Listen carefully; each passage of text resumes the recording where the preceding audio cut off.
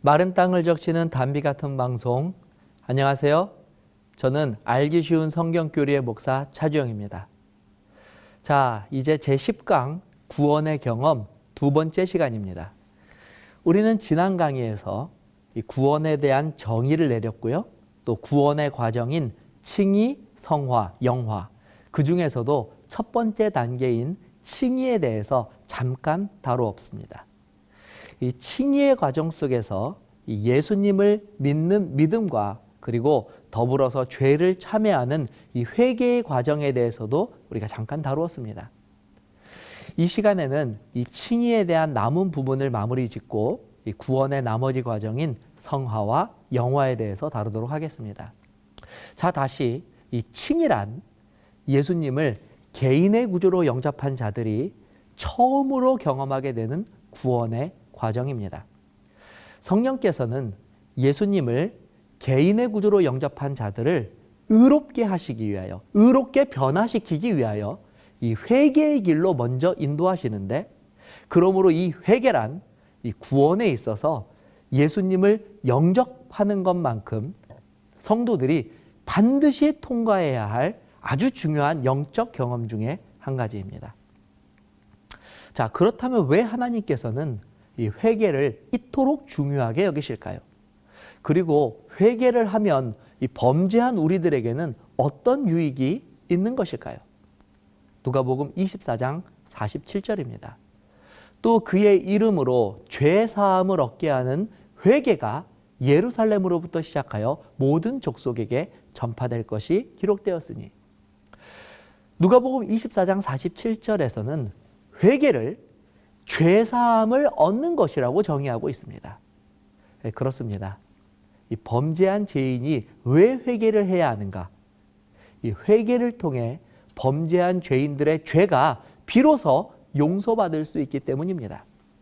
그리고 우리가 이미 공부한 것처럼 이 죄 문제가 해결되어야 비로소 죄인들이 하나님과 같은 형상으로 변화되는 과정, 즉 구원의 과정 속에 들어설 수가 있게 되는 것입니다.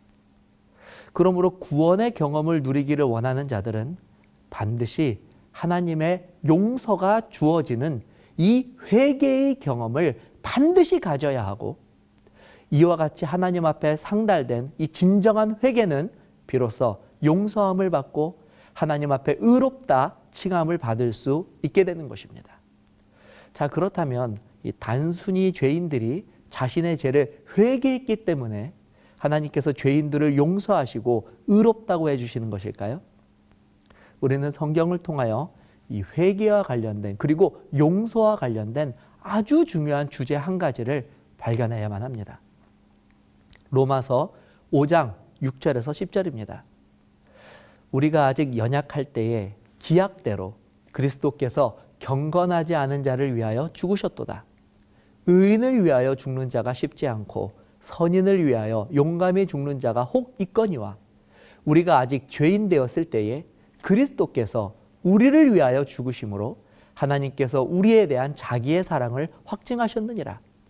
그러면 이제 우리가 그의 피로 말미암아 의롭다 하심을 받았으니 더욱 그로 말미암아 진노하심에서 구원을 받을 것이니, 곧 우리가 원수 되었을 때에 그의 아들의 죽으심으로 말미암아 하나님과 화목하게 되었은즉 화목하게 된 자로서는 더욱 그의 살아나심으로 말미암아 구원을 받을 것이니라.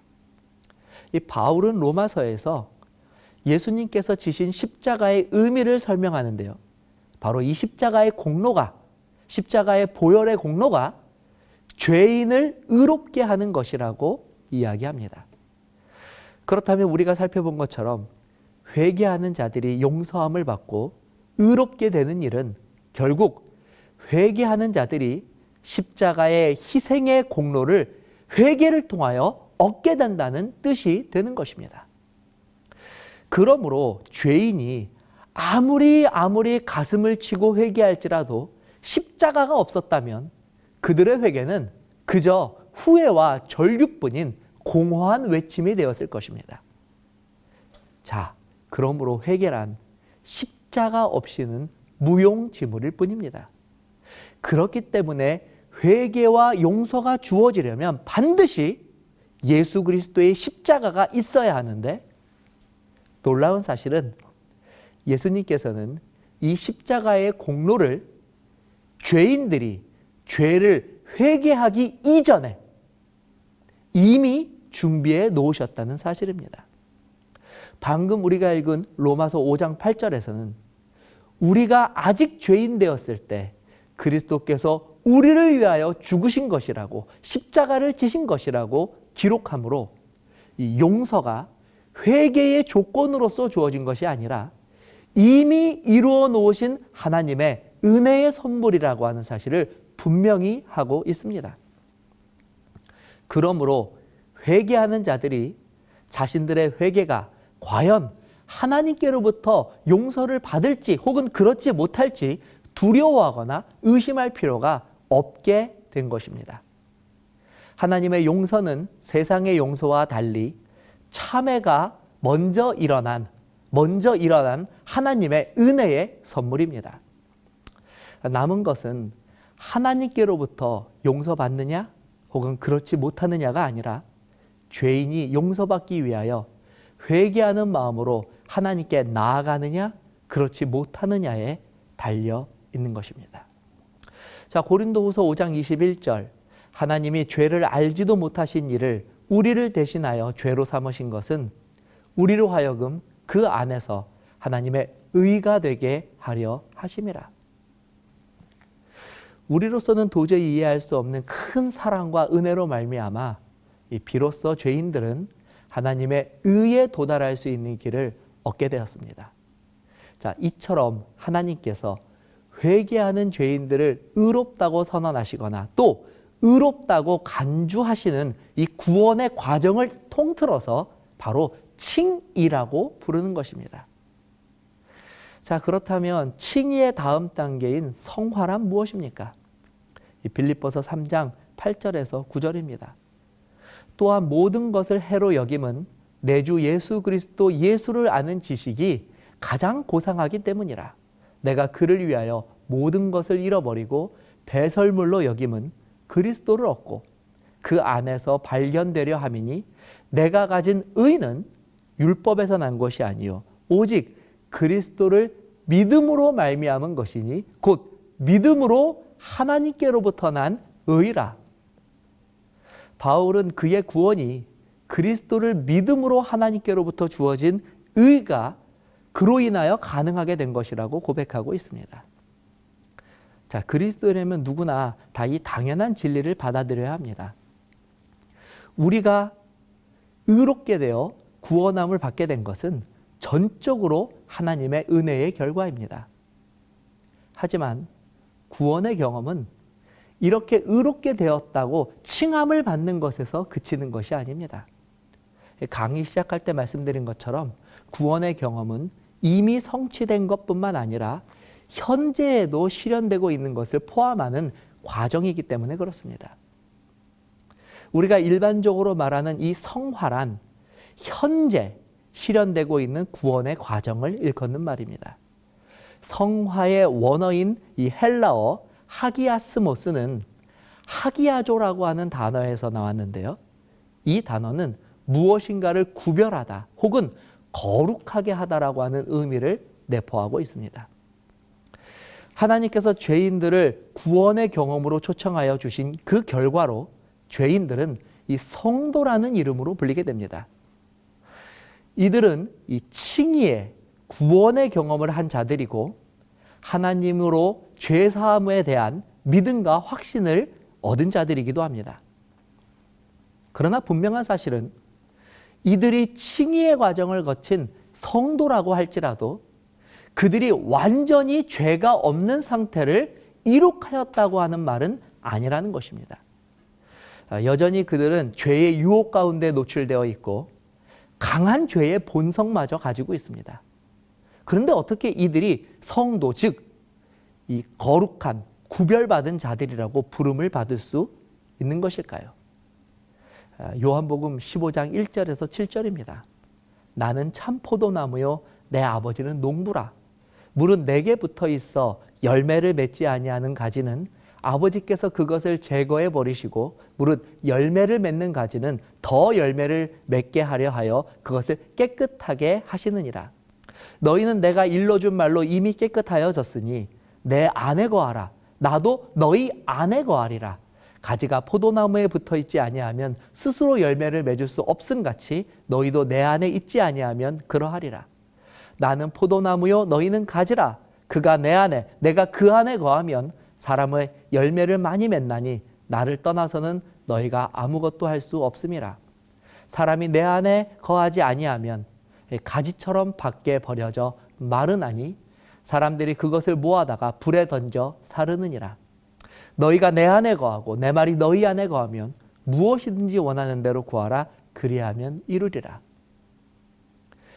예수님께서는 이 포도나무의 비유를 통하여 여전히 죄된 본성을 가지고 있는 자들이 성도라고 부름을 받을 수 있는 그 이유에 대해서 설명해 주셨습니다. 그것은 그들이 이 칭의의 과정을 통하여 그리스도 안에 거할 수 있게 되었기 때문입니다.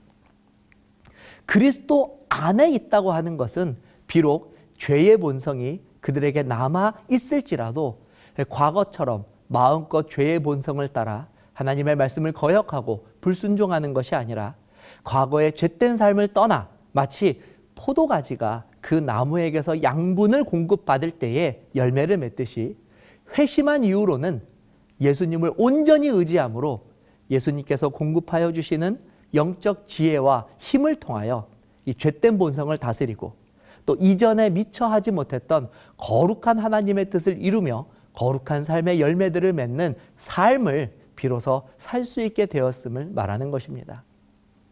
이것은 칭의처럼 단순하게 이루어진 것이 아니기에 우리의 삶 전체를 통하여 매일같이 이루어야 할 구원의 과정 혹은 경험인 것입니다. 자, 칭의에서 살펴본 것처럼 인간이 스스로를 용서받을 수 없었던 것처럼 성화의 과정도 마찬가지입니다. 우리는 우리들의 노력으로는 거룩한 하나님의 뜻을 이루며 죄된 본성을 이길 수 없습니다. 그러기 위해서 성화의 필수 과제는 우리의 자아를 날마다 십자가 아래 내려놓는 것입니다. 바울은 자신이 실제 날마다 실천하는 영적 노력을 다음과 같이 묘사하고 있습니다. 갈라디아서 2장 20절입니다. 내가 그리스도와 함께 십자가에 못 박혔나니 그런즉 이제는 내가 사는 것이 아니요 오직 내 안에 그리스도께서 사시는 것이라. 이제 내가 육체 가운데 사는 것은 나를 사랑하사 나를 위하여 자기 자신을 버리신 하나님의 아들을 믿는 믿음 안에서 사는 것이라. 놀라운 사실은 이런 하나님의 도우심으로 말미암아 비록 여전히 죄된 본성을 가진 존재지만 얼마든지 이와 같은 방법을 통하여 실제로 삶에서 하나님께서 원하시는 의로운 열매들을 맺을 수 있게 된다는 사실입니다. 하지만 여기서 잊지 말아야 할 것은 제 아무리 많은 의로운 열매들을 맺었다고 해서 결코 그것이 구원의 조건이 될 수는 없다는 사실입니다. 구원은 오직 예수 그리스도를 통하여 주어지는 공로이지 사람의 공로로 결코 이루어지지 않기 때문입니다. 그러므로 모든 구원받은 성도들은 이 칭의를 통하여 은혜로 주어진 용서와 구원에 감사하는 마음으로 날마다 자신을 십자가 앞에 내려놓고 자신의 죄된 본성을 예수님과 성령님께서 공급해 주시는 힘과 능력을 가지고 다스리는 바로 거룩한 삶을 살아야 합니다. 우리는 이 성화의 과정을 통하여 우리가 궁극적으로 바라는 이 하나님의 형상으로 변화되어가는 과정을 비로소 경험할 수 있는 특권을 누릴 수 있게 됩니다. 자, 마지막으로 영화란 결국 구원의 완성, 다시 말해 더 이상 죄된 본성과 싸울 필요가 없는 이 궁극적으로 완전히 변화된 하나님의 형상을 회복하게 되는 구원의 완성을 말합니다.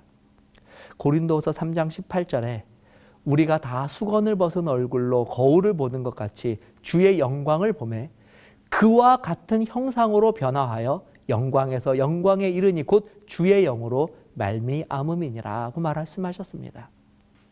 고린도 후서에서는 결국 모든 성도들이 하나님과 같은 형상으로 온전히 회복될 날이 오게 될 것이라고 이야기합니다. 자, 그럼 하나님과 같은 완전한 형상으로 회복되는 그 날은 언제입니까? 고린도전서 15장 51절입니다. 보라, 내가 너희에게 비밀을 말하노니 우리가 다 잠잘 것이 아니요 마지막 나팔에 순식간에 홀연히 다 변화되리니. 그날은 이 바울은 이 마지막 나팔 소리가 울리는 날, 다시 말해 예수님의 재림의 날 있게 될 일이라고 우리에게 말해주고 있습니다.